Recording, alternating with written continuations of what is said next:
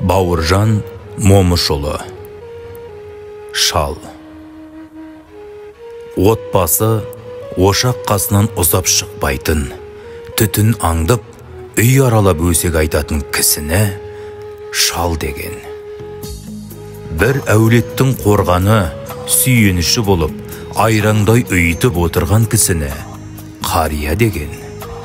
Тұтас бір ауылдың жоқ жетігін түгендеп, жыртығын бүтіндеп, түтінін түзеп, азаматын ардақтап отыратын кісіні ақсақал деген. Бүкіл елдің сөзін сөйлеп, даудамайын шешіп, ұрпақ бойына ұлттық рух, ізгі қасиеттерді сіңіріп отыратын, әр сөзі Құран хадистеріндей қасиетті, қадірлі кісіні абыз деп атаған. Жалпы шал деген сөз араб тілінен аударғанда өлмей әлі тірі жүрсің бе дегенді білдірген екен. Сөздің мағынасына мән беріп, шал сөзін орынды пайдаланайық.